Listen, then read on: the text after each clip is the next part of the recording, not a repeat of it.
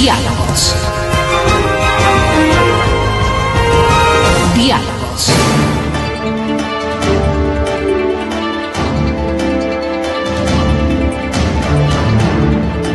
Buenas tardes, estamos iniciando ya este diálogo de mitad de semana. El día de ayer la Corporación de Participación Ciudadana presentó un estudio, un seguimiento a las últimas elecciones, diríamos, de esta década en el Ecuador y presentó además una simulación con un consultor que es amigo de la casa, el doctor Luis Verde Soto.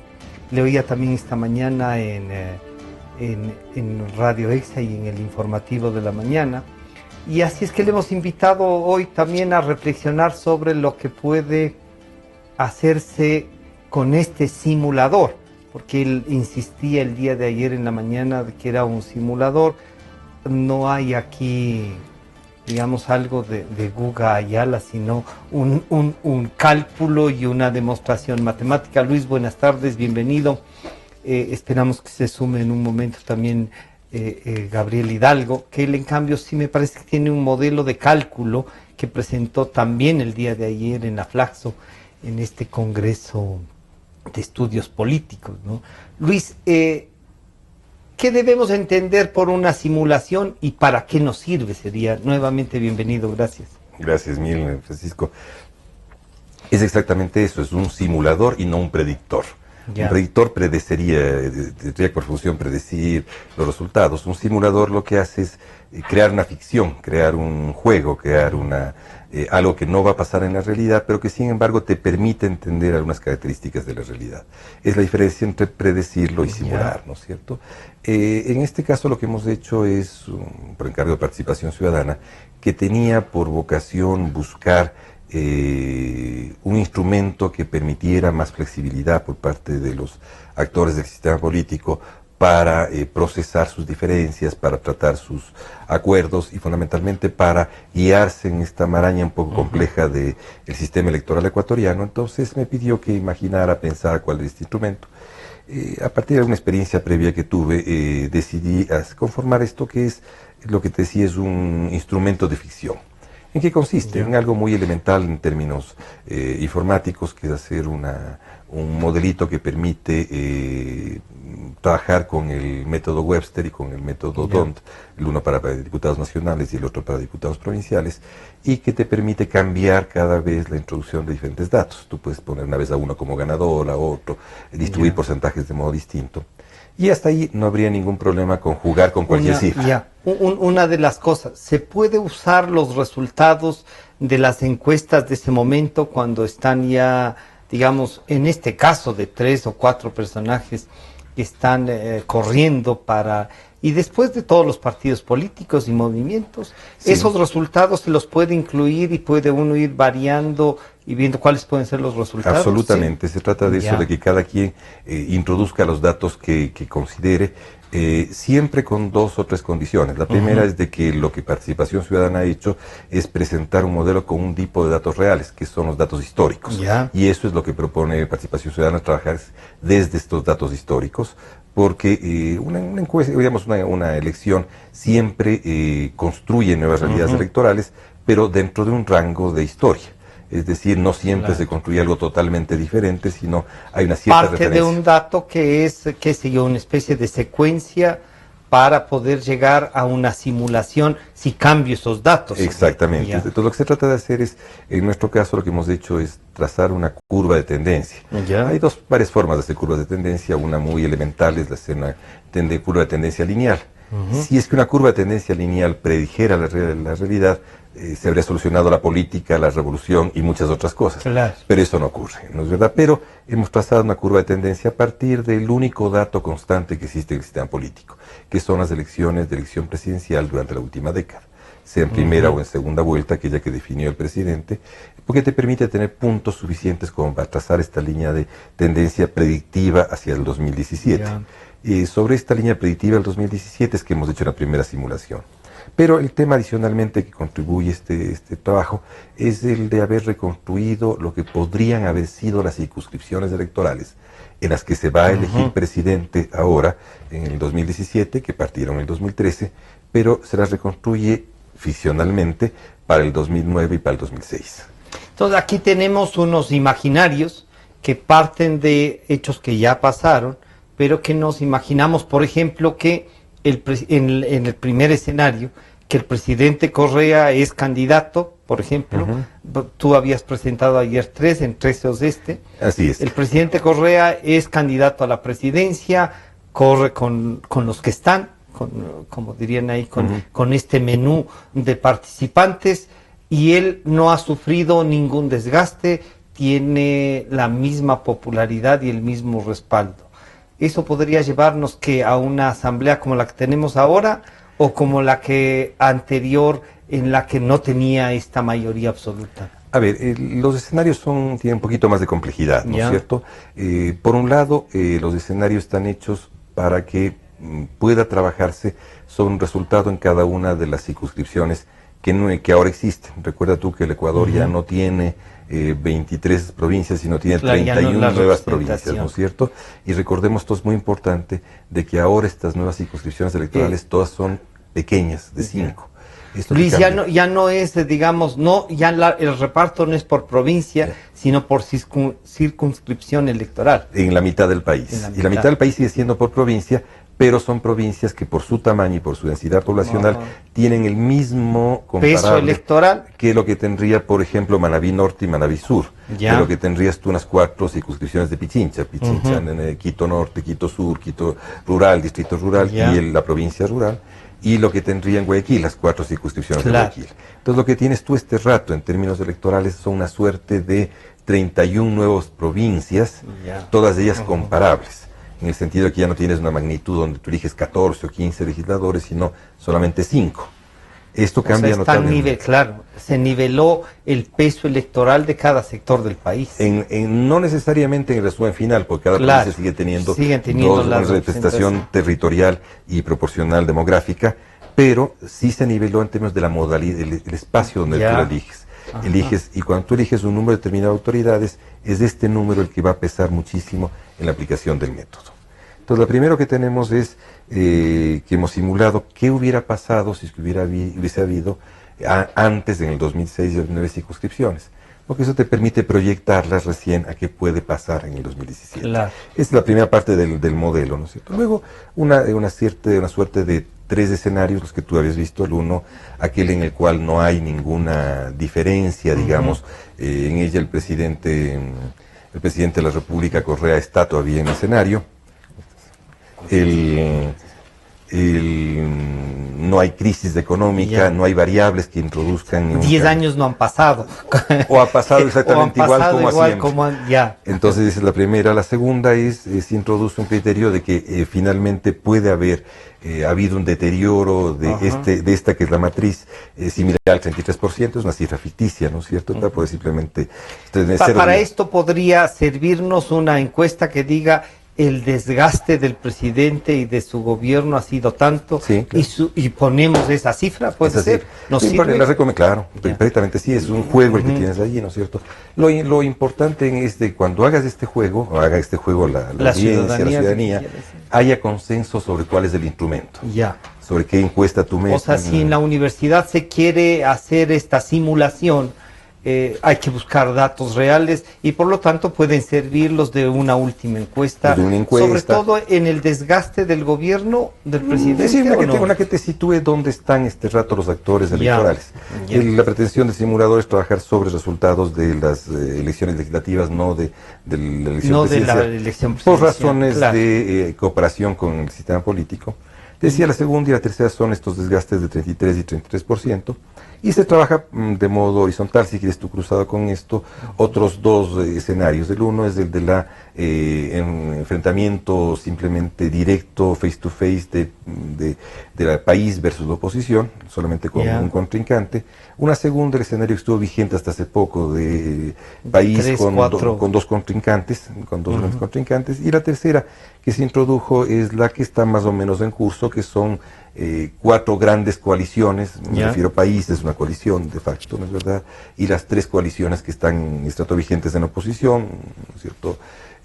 Creo, Unidad y Acuerdo por el Cambio. Nacional. Estas 3, ¿no es cierto?, se introduce. Y el criterio que se puso para ellas es de que, para poder hacer una simulación con un criterio, es de que en este caso, para aproximarnos un poco más a la realidad, se podría pensar que estas 4 coaliciones, las 3 de oposición no tienen mayor distancia entre ellas. Es un supuesto, es un supuesto que uno juega. Que el 33 se lleva el gobierno y el resto se reparten en iguales partes. En iguales partes relativamente similares, con diferencias de 2-3%. Esto te permite jugar un poquito de cómo se produce la asignación, tanto a nivel método Webster como método D'Hondt. Las conclusiones globales de esto, ¿no es cierto? Una absolutamente obvia, que es de que el método Webster tiene más capacidad de capturar minorías, ¿no es verdad? Y si se desarmasen las coaliciones o alguna de ellas en la votación nacional, habría más posibilidades de los partidos individualmente considerados de entrar a captar una dignidad en diputados nacionales. Esta es una primera visión.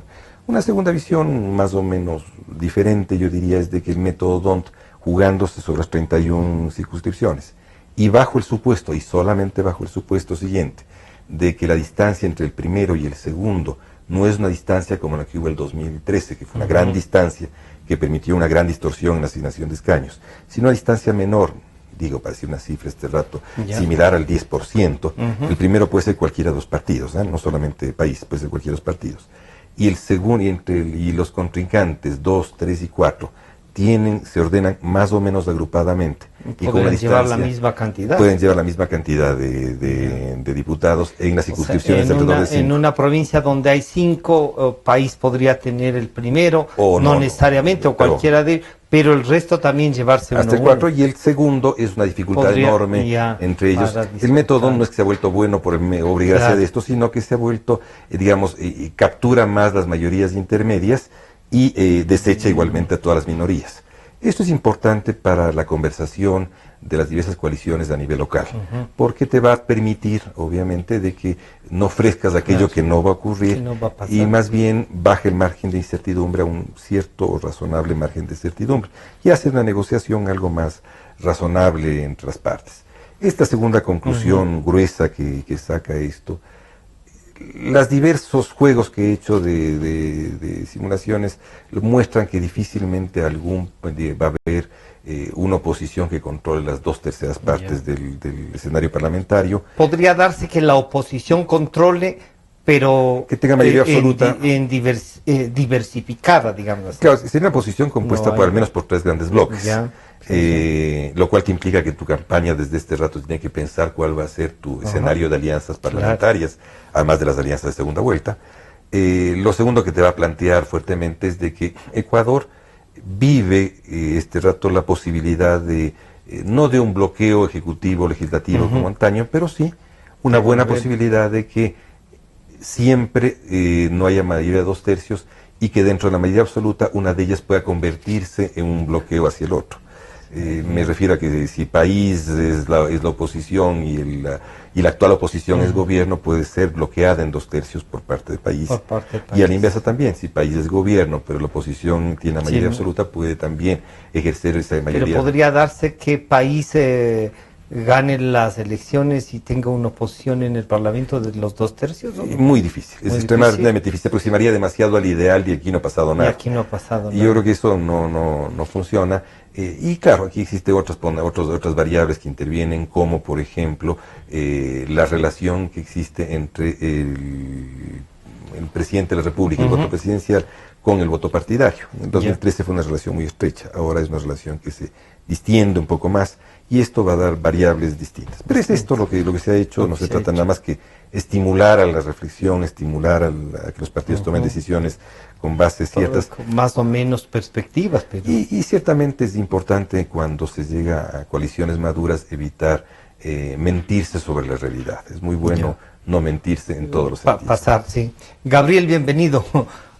Buenas tardes. Usted tiene también un modelo de cálculo y una visualización a través de ese modelo de cómo podría estar conformada la nueva Asamblea Nacional en nuestro nuestro parlamento, órgano legislativo, como le quieran llamar.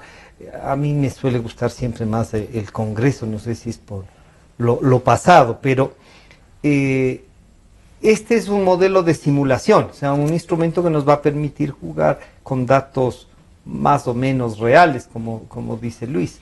El modelo suyo, o la presentación que entiendo la hizo ayer en Aflaxo, ¿en qué podría diferenciarse o más o menos tiene estos mismos métodos de cálculo? Bienvenido nuevamente, buenas tardes. Buenas tardes a Luis, buenas tardes a usted, Francisco, a los amigos que nos escuchan y nos ven.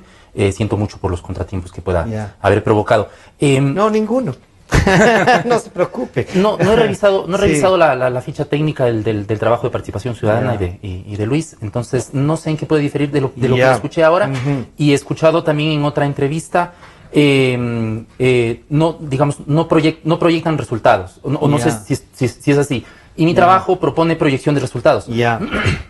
Con lo cual, si se especula, se entra en el área de la especulación y como cualquier especulación se corre el riesgo de caminar por la frontera de lo impreciso. Pero aún así, yo hice esta presentación, que es una presentación con una fórmula matemática trabajada con dos expertos matemáticos. Sí, yo, el aporte que realicé en este trabajo es de más o menos ofrecer cuáles son las variables de comparación para hacer una relación de proporcionalidad entre el precio del petróleo, entre las variaciones en el precio del petróleo, las variaciones en la credibilidad del presidente, porque estamos hablando de un movimiento personalista que depende de cómo se comporta la aceptación del presidente. Ahí ya viene el análisis más puramente político, diríamos, sí, entonces, que sería una variable que Luis dice, no queremos hacer una predicción, sino que le sirva como instrumento. Entonces, usted sí juega va a variar el precio, va a cambiar las circunstancias, sí, y le da un peso específico a eso. Sí, precisamente porque se hace una lectura política, porque poniendo en un diagrama el comportamiento del precio del petróleo, el comportamiento de las elecciones, de la credibilidad, de los resultados electorales obtenidos en las diferentes presidenciales, también en las legislativas encontramos que hay una línea de tendencia que se comporta más o menos parecido y que intentando despejar una sola variable, que son solamente los resultados, porque tenemos absolutamente todo lo demás, porque podríamos tener todo lo demás, entonces podemos hacer una línea de proyección de cuáles podrían ser los resultados de Alianza País. ¿En cuanto a la legislatura o también presidenciales? No, porque esta fórmula tiene un problema, y es que calcula si las elecciones fueran próximamente, es decir, no calcula si son en febrero de 2017, porque no sabemos cuáles son, digamos, los datos.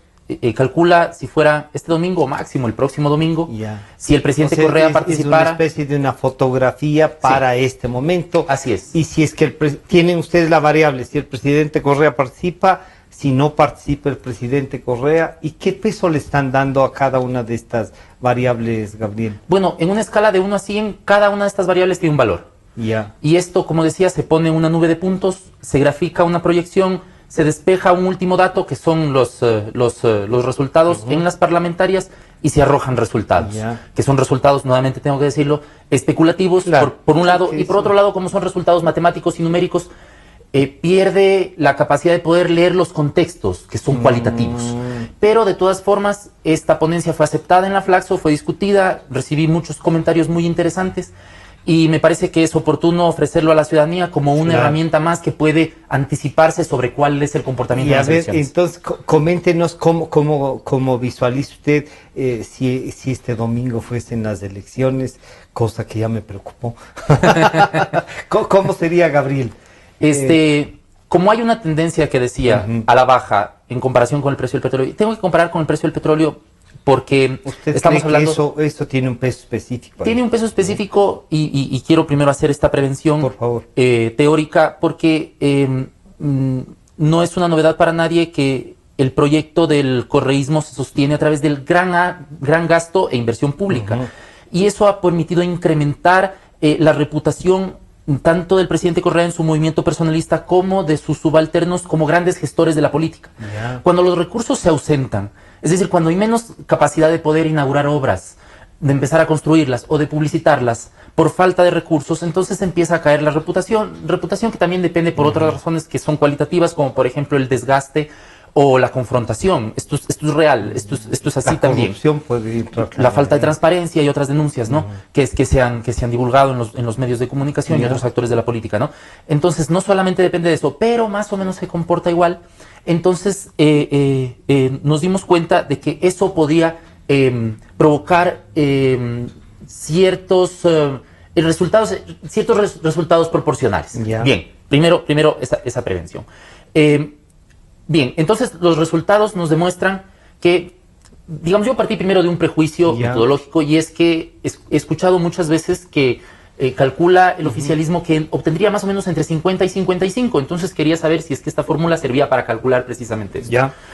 La segunda prevención es parte precisamente de eso, y es que calcula no solamente en los momentos donde hay malos resultados, sino también los buenos resultados, y los resultados coinciden. Es decir, la misma votación, digamos, más o menos la misma votación, más o menos los mismos escaños obtenidos según la fórmula de Hunt, porque hay que introducir los datos en la fórmula de Hunt, se obtienen los resultados, y en los momentos de cúspide se obtienen los mismos resultados. Lo que yo obtuve como resultado es que alrededor del 17% de votos obtendría el correísmo. Esto significa que obtendría, en el mejor de los casos... 17%, sí, dicen, ¿no? En el mejor de los casos serían 23 escaños, y en el peor de los casos serían 23 escaños, y en el mejor 29.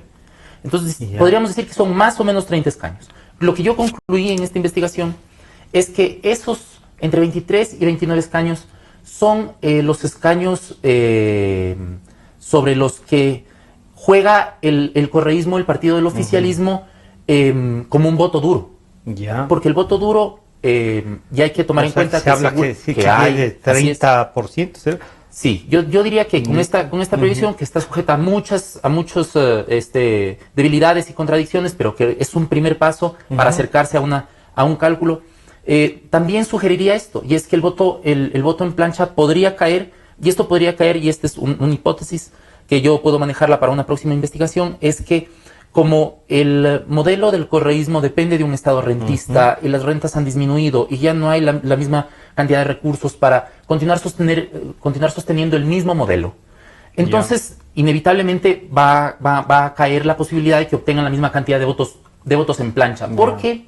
Votos en plancha, votos duros, votos partidarios, votos personalistas, porque el voto duro no sencillamente es duro. Yo me imagino que será más o menos como un área donde una parte de ese voto duro sea un poco más blando que el núcleo donde se concentre la mayor fidelidad al voto. Entonces existe la posibilidad de que haya una periferia blanda que podría votar por alguna otra opción electoral. O sea, que no se sienta tan bien ya representada sin el presidente Correa, por ejemplo, pero con el presidente Correa, ¿usted diría que también va al 23 a 29? Claro, sí. Habría que reintroducir los datos, calcular en función de... ¿Hizo una medición, Gabriel, sin el presidente Correa? No, porque una de las variables son los últimos resultados electorales de presidenciales y legislativas, y no hay cómo comparar si son, por ejemplo, los aspirantes a la presidencia, que son el vicepresidente y el ex vicepresidente. No hay forma, al menos yo no encuentro una forma de poder conseguir esos resultados, digamos, esos datos. Y quería decir algo más, que más o menos esos 114 escaños no significa que se los va a distribuir la oposición o los partidos no correístas, no oficialistas, sino que más o menos ese es el área de disputa de tanto del correísmo como de cualquier otro grupo político que aspire a conseguir un escaño en las próximas elecciones. ¿Y en esta simulación suya o en esta fórmula les dio valor que a cada partido, a cada integrante, para ver, o no hay la posibilidad de medir, digamos, cuánto van a tener los otros? Esa podría ser una segunda parte. Podría ser una segunda parte de la investigación, pero es sobre datos absolutos y universales. Esta fue una investigación, medir al presidente Correa y al correísmo cómo terminaría en unas elecciones. Sí, porque es una década de resultados también electorales, digamos, hay resultados para la política, pero también electorales, y esos son los datos reales que hay. Lo demás sería... O sea, ya hay una parte de la investigación que es especulativa, los demás no podría, digamos, partir de especulaciones para concluir en especulaciones. Bueno, lo que pasa es que también Luis nos presenta un modelo para investigar y especular la cantidad de fórmulas especulativas que uno puede imaginarse. Lo que él nos dice es, vean, no se imaginen tampoco, no tengan demasiada imaginación, acérquense un poco más a la verdad, y si son políticos, negocien con esto. Y si no comiencen a sufrir, ¿cómo podría pasar?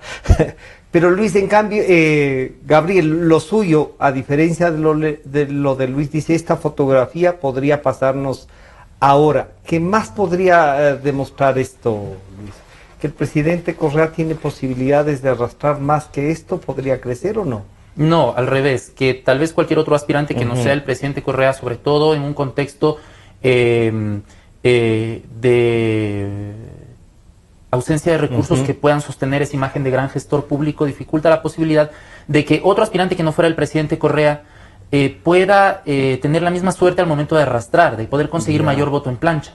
¿No? Se disminuye la posibilidad del voto en plancha, y por tanto la mirada estratégica de los actores de la política se va a dirigir, y esta es una hipótesis de trabajo que se podría seguir profundizando, es que no van a confiarse de no solo el correísmo, sino también de la oposición, o cualquiera de los partidos de la oposición, no van a confiarse, cualquiera de los partidos oficialistas o de la oposición, quiero decir, absolutamente todos los que aspiren a conseguir una curul en las próximas elecciones, no podrían confiarse en conseguir los mismos resultados que antes, en términos de votación partidaria, de votación en plancha.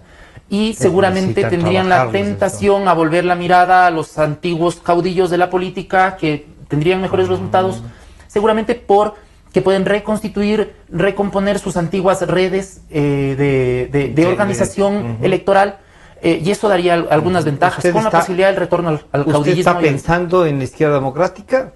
Estoy pensando en todos los otros. En todos los partidos, sobre todo porque existe con esto también la tentación a recurrir a la tendencia siempre constante, pero ahora con ligero crecimiento o mayor crecimiento en comparación con el pasado, con incluir a figuras de pantalla, a deportistas con cierta notoriedad pública, a actores, no sé, digamos, personas que tengan mayores posibilidades. Alguna visibilidad, dirían los actuales gobernantes. Exactamente, pero esto, repito, es una hipótesis, no hace parte de los resultados de esta investigación. Vamos a hacer un pequeño corte de inmediato y enseguida volvemos con Luis Verde Soto y Gabriel Hidalgo, con quien estamos un poco aprendiendo a especular más y en algunos casos acercarnos más a lo que puede pasar enseguida volvemos. En un momento regresamos con Diálogos por Democracia M y Democracia TV. Democracia. Sobre la emergencia de gas y energía que se está viviendo en la costa Caribe.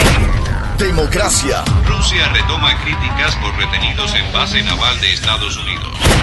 Democracia. Formulé el primer pedido histórico de perdón a las víctimas de las graves violaciones de los derechos humanos. Democracia. Solo noticias.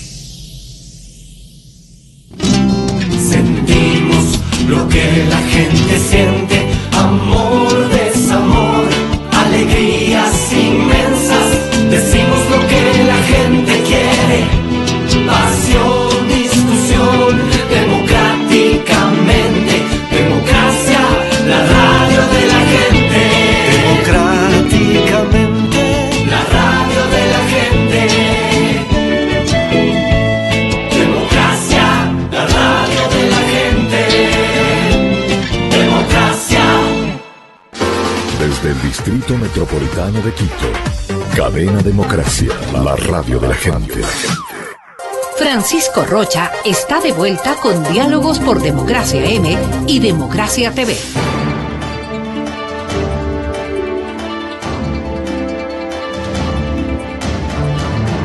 Estamos ya de regreso y mientras estábamos en este corte comercial, se suele decir, Luis y Gabriel estaban recordando algunas cosas y uno...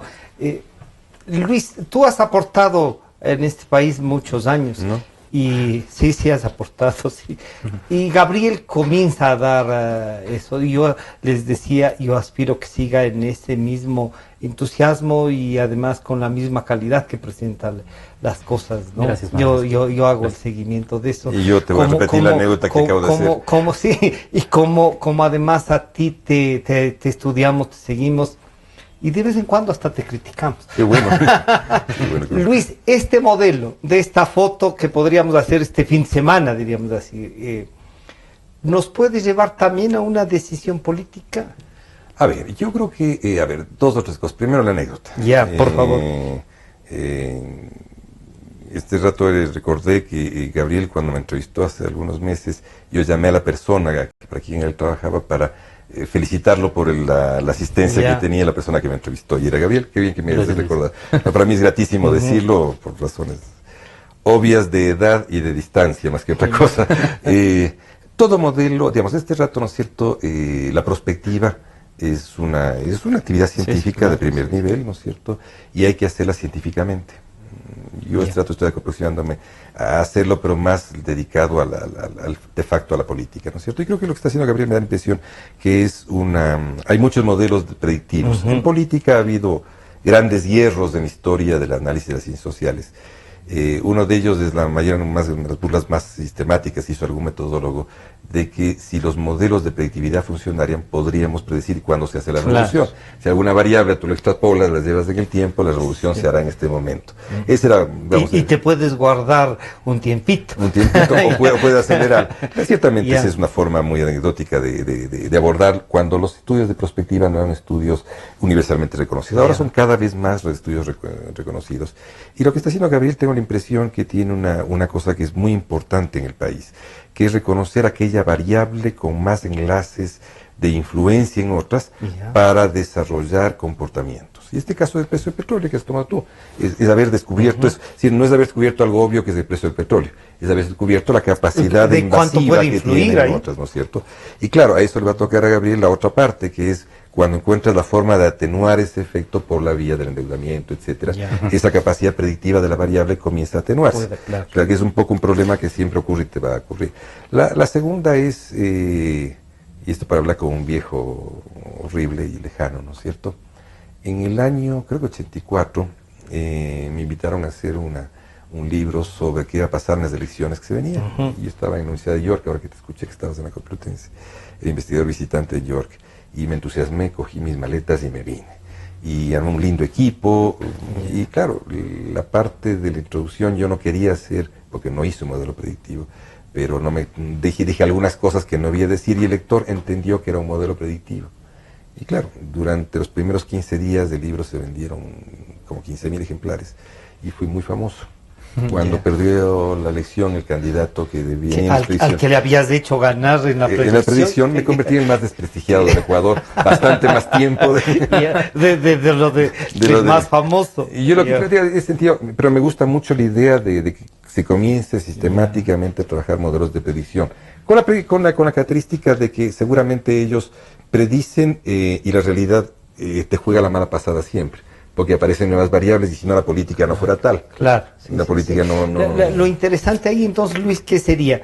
Que al incluir esta variable del precio, que es una variable económica en definitiva, hay antídotos para que el que lee la predicción de Gabriel pueda decir, no, pero si es que la variable del petróleo, como tú has dicho, es falta de dinero para gestar, me endeudo, y claro, viene lo del endeudamiento, o hago otras salvaguardas para tener más ingresos. Cualquier cosa de ingresos podría cubrir eso. O sea, los modelos prospectivos siempre tienen variables en el uno y en el otro sentido. Y entiendo que lo que tú has dicho es meter unas variables sobre otras. Y siempre un modelo predictivo va a tener, o modelo prospectivo va a tener muchísimas variables que complejicen. A mí lo importante creo que es que quien lea el trabajo que hace Gabriel entienda que no está trabajando con el petróleo en su versión simple, de un precio tal. Está trabajando sobre esta capacidad invasiva en un estado rentista para poder generar una cantidad. Porque esto es muy importante, porque esto adicionalmente, esta correlación que le ha hecho y muestra que hay una relación activa, es aquella que el presidente Correa negó siempre. Él dijo, yo estoy cobrando más impuestos y el petróleo cada vez vale menos. El petróleo no tiene importancia. Llegó a decir que podría él gobernar sin petróleo de 20. De 20 o sin petróleo. Y lo que está pasando en la realidad es de que ese dólar de petróleo de renta, que es un valor no producido, sino captado por obra y gracia del Espíritu Santo, tiene una influencia sobre la política y sobre los conjuntos de variables que explican la política, que ayudan mucho mayor que el dólar producido en impuestos. Es gravísimo decirlo, pero esa es la función de la renta en los países frente a los países de funcionamiento. Que tienen otro modelo económico, sería, ¿no? Fiscal, pero fundamentalmente, otra vez, lo fiscal jugando como actor político, ¿no es cierto? Y me parece interesantísimo lo que está haciendo. Y lo interesante sería que un día Gabriel ya nos deje un modelo donde cada quien pueda ir metiendo cosas y pueda seguir funcionando en esta y otras elecciones. Variables. Cada vez más. Gabriel, esta sugerencia que acaba de hacer Luis, ¿es posible en el actual modelo? O sea, yo podría cambiar, por ejemplo, el precio del petróleo, su comportamiento por ingresos tributarios en vez del precio del petróleo. ¿Se podría hacer eso en el modelo que usted tiene ahora mismo para llegar a estas cifras? Podría ser, podría ser otra investigación. Yo le agradezco a Luis por sus comentarios a nivel personal y a nivel también profesional, porque esto abona al debate de mejorar cualquier cálculo prospectivo. Pero es cierto, existe el enorme riesgo de equivocarse y, equivocarse porque cualquiera que escuche o vea esta entrevista podría sentir la tentación de interpretar estos resultados como estáticos, pero dependen de otras variables y muchas de esas cualitativas pueden cambiar la próxima semana. Exactamente, por cualquier otro motivo se puede, el petróleo, yo entiendo, el precio del petróleo puede, es un precio que los expertos en materia petrolera han dicho que pueden visualizarlo en tiempo. Han dicho que más o menos se mantiene constante y que no habrían variaciones en el transcurso del tiempo. Entonces, si por cualquier otro motivo de naturaleza cualitativa se modifica la credibilidad del presidente, cosa que refuta el presupuesto teórico de que la credibilidad del presidente Correa, los resultados electorales presidenciales y legislativos y el precio del petróleo tienen una relación de proporcionalidad, una correlación activa, como dice Luis, eso podría contradecirse y contradecir esa regla, ¿no? Por cualquier motivo podría modificarse esto, por algún motivo, no sé, de naturaleza social, así que la propuesta, una propuesta, aunque se corre el riesgo como investigador de caer en el desprestigio, como decía Luis, se ha hecho una propuesta metodológica. Y yo la felicito. Quiero decir que la felicito enormemente, un chico joven que se lance, también me parece importante. No, yo creo que es muy importante para un chico joven que está haciendo esto, no es a fracasar, es a que cada vez mejore el modelo que está. Y algo te van a ver con fracaso y eso importa muy poco. Lo que importa es que tú vayas generando. Es la propuesta y el avance, ¿no? Claro, y que quede un modelo que pueda seguir funcionando hacia adelante. Es un modelo que tiene limitaciones, como tienen todos los modelos, pero qué importante que haya alguien que se arriesgue a ponerlo. Una sugerencia se me ocurría mientras te escuchaba. Creo que cada dólar de petróleo de menos de 20 vale distinto que cada dólar de petróleo que vale más de 60 para tu modelo. Porque el uno es uno que genera mucho más rentabilidad. Más que rentabilidad política, mucho más clientelismo. El de menos de 20 cubre deudas. El que pasa sobre 40 es el clientelismo. Y por ahí puedes poner un ponderador. Se me ocurre, por estar jugando en la cabeza. Me encanta que lo hayas hecho, me parece fascinante. Fascinante. Esto responde a un modelo de regresión lineal.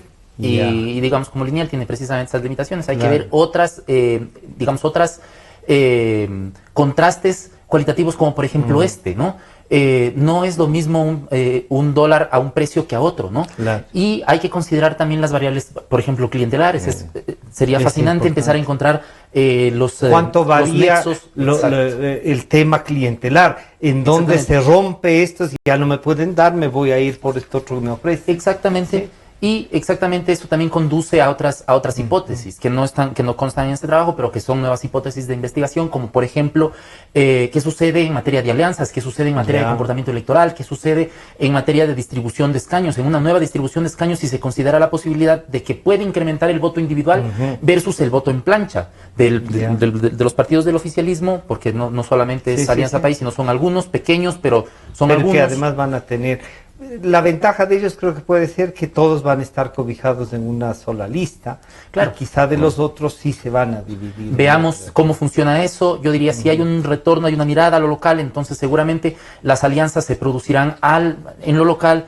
El partido del oficialismo, es decir, Alianza País, con los movimientos locales, trazarán su propia estrategia. Ya no será una estrategia centralizada, unitaria, sino una estrategia que responda a las necesidades de participación local y del comportamiento del electorado local. Y es lo que nos plantea, en cambio, el modelo que Luis presentaba, ¿no? Decía, vean, para negociar no se mientan, vean y no ofrezcan el segundo puesto que no va a salir.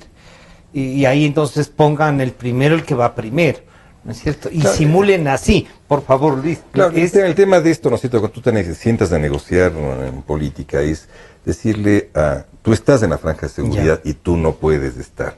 Y yo te mentiría si los dos están en la franja de seguridad. Franja de seguridad, digamos, aquel que tendría una alta posibilidad de salir, ¿no es cierto?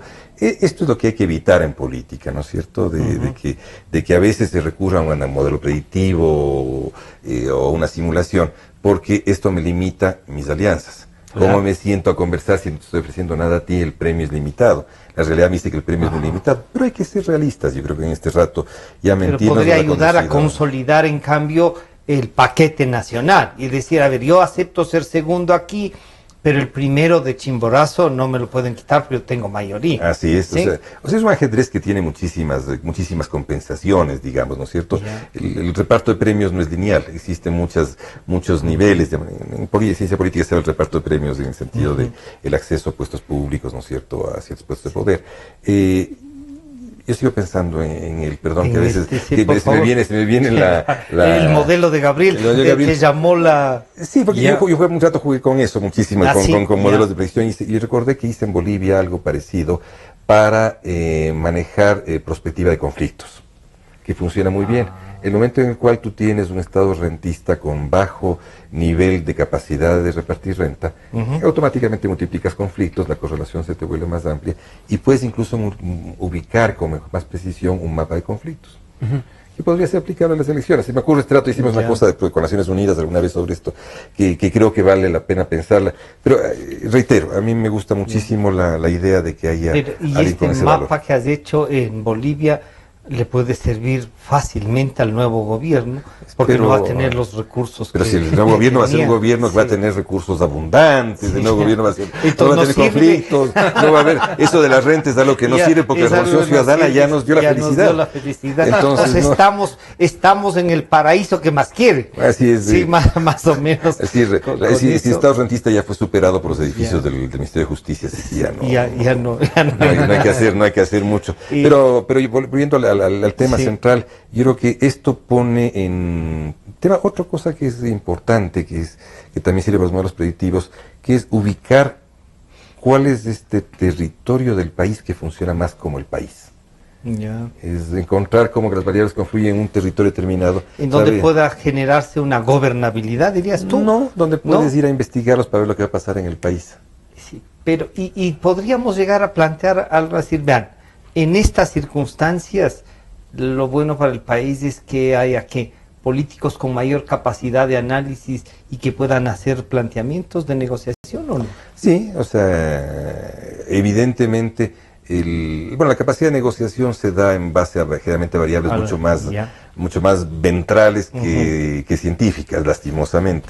Pero ha habido casos recientes. En Venezuela se ha hecho un intento científico bastante razonable para definir cómo debe conformarse una oposición sumamente heterogénea, difícil, que tuvo que terminar al final, pero hicieron análisis científicos. ¿Sí? ¿Tú crees sobre que todo historias? Sí, hicieron historias electorales. En Ecuador hicimos hace muchos años algo muy elemental, pero que lo hizo Carlos Larrea, que por cierto celebro notablemente que vaya a ser el rector de la Universidad Andina. Carlos, trabajamos una espacialización de resultados de 3 variables, centro, derecha, izquierda, y las pusimos con un chi cuadrado en algún lugar del espacio. Y nos resultaron unas aglomeraciones bien interesantes, con lo cual tú tenías una mapa regional de qué poblaciones se comportan más, ya no solamente en una relación de 2 lados, sino de 3. Entonces, y puestas en el espacio, tenías un triángulo en el cual finalmente tenías una aglomeración de determinadas parroquias en relación a otras. Y claro, eso implicaba un trabajo para los chicos, los profesores de Flaxo, para que vayan a investigar qué es lo que hay detrás, porque previa ya la aglomeración de... Yo creo que eso en el Ecuador hay que volver a presentarnos, a hacernos, a ver qué nos está pasando en la territorialización de la política. Gabriel, si es que hiciésemos lo que recomienda Luis y usamos el modelo de usted, ¿se puede hacer también por provincia, aplicar el modelo por los ingresos en cada ciudad? Por ejemplo, hacerlo en Pichincha, hacerlo en el Guayas. ¿Se podría aplicar ese modelo basándonos en los recursos que tienen, cuánto del petróleo les llega a cada uno de ellos? Porque fíjese que en algunas cosas uno podría pensar que hay cantones en estas provincias que exclusivamente tienen los ingresos que les dé el Estado. Sí, así es. Pienso que debería responder a otro tipo de información, como por ejemplo esta, pero también demandaría para una investigación otro tipo de desafíos, ¿no? Como cubrir la obtención de datos de otra forma. Pero sí, por supuesto que sí, sería nuevamente una nueva etapa de la investigación. Pero yo diría algo más, y es que podríamos partir de una hipótesis, y es que si más o menos se obtienen los resultados que yo he dicho que se podrían obtener, es decir, alrededor de unos 23 a 29 asambleístas, lo que coincide con el número de circunscripciones de distritos electorales, que son, me parece, 31, ¿no? Sí. Que se comportan electoralmente como provincias. Es así, ¿no? Sí. No, Luis nos acaba de decir, son 33 provincias. Perdón, 33 provincias. Ajá, eso significa que más o menos habría uno, por digamos, intuitivamente uno por cada circunscripción, pero así no se, digamos, esta es una relación espuria, porque así no funcionan las elecciones. Entonces, ¿en dónde fijaría su atención el movimiento del oficialismo? Fijaría la atención donde se concentra mayormente la población, ¿no? Para intentar cubrir más población y más territorio con menos recursos y esfuerzos. ¿Y usted está tomando en cuenta, perdón la interrupción ahí, los asambleístas del exterior? Justamente a ellos te refieres, ¿no? Sí. Porque son los más, digamos, los más baratos, digamos. Sí. Son 33, entonces serían menos los... 31 menos los 6 del exterior. Menos 6 los del exterior. Bueno, todavía mejor porque son diputados gratuitos esos. Son gratuitos. Sí. Digamos, serían... O sea, esos no entran al cálculo de las elecciones, sino sí hay una representación. Esos son ventajas, eso se llama gabelas. Nos gabelaron entre los estudiantes. Sí. Entonces, ¿usted ve esa parte cómo dividiría, Gabriel, ahí? Yo diría, digamos, no me estaba refiriendo a estos escaños, habría que restarlos porque estoy, digamos, equivocándolos a ustedes y equivocando a las personas que nos escuchan y nos ven. Entonces, más o menos habría la misma cantidad entre circunscripciones y número que calcula esta fórmula. Entonces, decía que es una relación espuria, decir, entonces habría uno por circunscripción. Lo que sería más lógico es decir que habría algunos por cada una de las circunscripciones donde tienen mayor acceso, y en algunos donde ha influido, exactamente, donde ha influido muchísimo más la publicidad del gobierno, donde hay mayor obra pública, donde tienen mayor acceso, o sencillamente donde deberían invertir. La oposición ha tenido mayor peso también, ahí no tendría. Exactamente. Hay, por ejemplo, algunas partes del territorio que han resultado más interesantes de observar. Por ejemplo, la Sierra Central es donde obtuvo mayores votos en las últimas presidenciales el candidato Lasso. Entonces eso es, digamos, es contraintuitivo porque es una parte del territorio donde el discurso de izquierda tiene mayor peso, el discurso colectivista tiene mucho peso, pero diríamos hay la parte de la sierra donde está más acentuada la idea de que la iniciativa privada, la iniciativa empresarial puede mejorar las condiciones de vida de las personas y tal vez haciendo una conexión en ese sentido encontraron que, por ejemplo, el candidato Lasso puede representar bien esas expectativas. Luis, si subamos entonces lo cualitativo a esto de cuantitativo, ¿cómo podríamos jugar en el modelo propuesto en estas tres? ¿Tiene algún peso o tú dices, vean, pongan las encuestas con esos pesos, pero no hay otro dato más? Es decir, es apenas el simulador apenas toma una partecita de lo que va a ser la decisión electoral, ¿no es cierto? Si tuviéramos claro cuáles son las variables de la decisión electoral, no tendríamos necesidad de hacer tanto tema y lo solucionaríamos. Lo que te puedo decir es que la decisión electoral está formada por tres grandes partes, para decirlo en términos groseros, ¿no es cierto? Está formada por una decisión ventral, generalmente ligada a la economía, a tus necesidades básicas, a tus ingresos y a tus accesos a los mercados, etcétera, ¿no es cierto? Está ligada a tu corazón. También. La política es pasión, está ligada a aquella cosa que te da un candidato, que es simpatía o antipatía, o te da cercanías, o te da aquello que hace liderazgo en un sentido de liderazgo. Y está dedicada también al raciocinio, y a tipos y tipos de raciocinio. Hay racionalidades en juego que imprimen su sentido a la política. Entonces, estas tres cosas juntas hacen generalmente la decisión, pero son universos cada una de ellas, entonces son muchas las variables que intervienen, y lo que uno trata de hacer, ¿no es cierto?, lo que hace un político es intuir cómo se ordenan, cómo se alinean estas tres, ¿no es cierto? Y si es que alguien te pidiera, decía, oiga, ayúdeme a tener un poco más de intuición, vamos a especular un poco también, ¿qué deberías acentuar ahora de estas tres grandes cosas que tú nos has dicho y en qué sectores? Lo sentimental me parece que en 10 años ha sido usado mucho. El carisma es evidente del presidente Correa, el enamoramiento. Y apelar a eso, uno nuevo, como que no tendría objeto. La racionalidad frente a los problemas. No apelas a uno solo. Uno de ellos es dominante, o sea, quien no tenga carisma es muy difícilmente puede llegar a ser candidato con éxito, ¿no es cierto? Tiene que tener una dosis de carisma. Temes cómo pondera esto en el conjunto de la formación de su presentación como candidato y cómo trata de llegar a la gente. La mera racionalidad, que ha sido un tema clásico, fundamentalmente en los partidos de izquierda, realmente no ha funcionado. No ha funcionado, la decisión racional no pasa por la sola racionalidad. También el mecanicismo de decir solamente que cuando hay más crisis va a haber más votación. La gente quiere ver a sujetos que le dan salida a su crisis. Y para eso le caes bien o le caes mal. Claro. Me sirve o no me sirve. O no me sirve, cuál es mi posición funcional o no, etcétera, ¿no es cierto? Entonces, en eso los modelos ayudan a desbrozar un poco esto y a que el resto hay que seguir haciéndolo con las manos. Hay que seguir haciéndolo en el escritorio.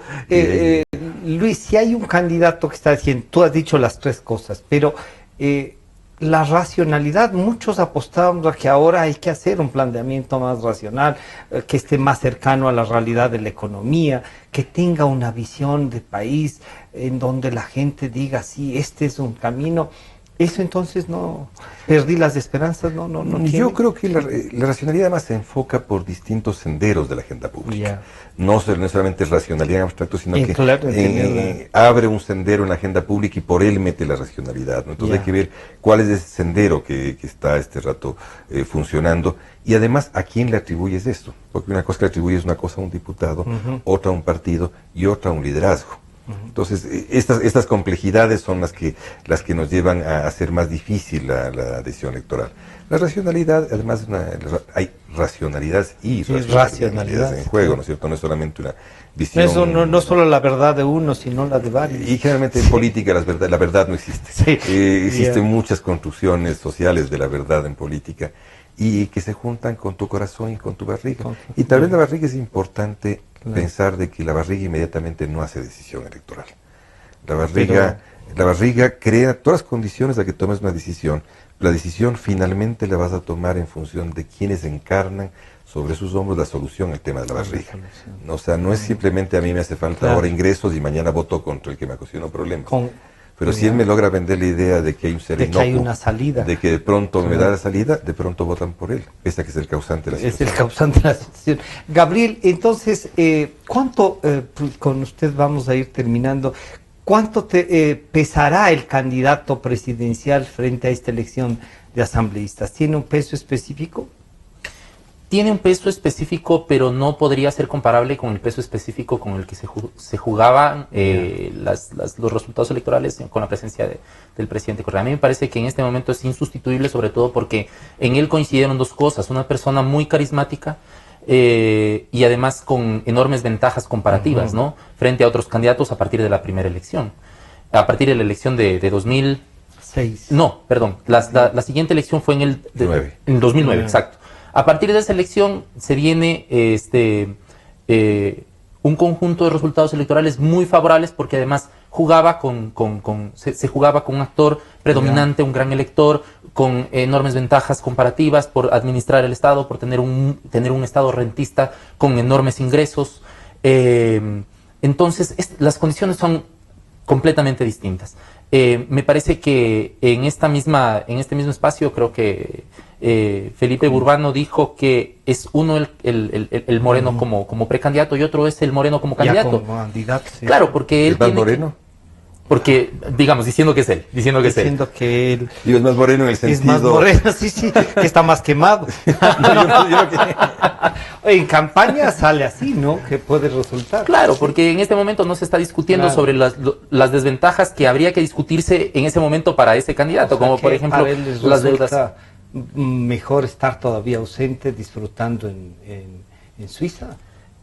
Yo no sé si eso, pero digamos que fuera él el que enfrenta el proceso electoral. Porque además es la mejor carta que se juega el oficialismo y tiene derecho a jugársela porque en este momento se ubica mejor en las encuestas, pero no se puede sostener que esa aceptación se convierte inmediatamente en votos porque en campaña suceden muchísimas cosas que hacen parte del juego de la política. Y es que, por ejemplo, tiene que aclarar cuál es su ideología política, cuál es su plan de compromisos frente a un posible gobierno, cuál es su posición frente al gobierno que se va, si va o no a transparentar las cuentas públicas, qué va a pasar con las denuncias de corrupción que pesan en contra de estos 10 años de gobierno. Entonces, mientras eso transcurra en el transcurso de una campaña, eso va a modificar mucho el comportamiento de una presidencial y a mí me parece consecuentemente influir exactamente en las elecciones legislativas con el añadido, y esto lo planteo nuevamente como una hipótesis de investigación, que seguramente no les interesa lo que suceda en la periferia electoral, sino en los grandes centros urbanos, con la posibilidad de extender ahí e influir con mayor fuerza en una campaña porque se concentra más la población y que puede ocurrir otro fenómeno que también lo decía Ayala Mora en alguna entrevista que yo lo escuché, porque tengo que citarlo, es una idea de él, el efecto barrera, es decir, un Correa detrás de una campaña que termina perjudicando la campaña por causa de ensombrecerla. Bueno, entonces quedamos ahí a disposición, pueden usar este simulador.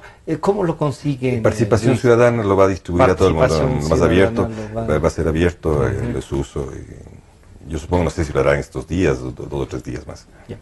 Y yo quiero agradecer a Luis Verdesoto y a Gabriel Hidalgo, con quienes hemos compartido este mundo de la política y de ver cómo pueden darse los resultados, que es fascinante, por lo menos a mí me resulta, y yo espero que ustedes también se piquen de este mosquito, de que a través de la política veamos qué puede pasar con el país.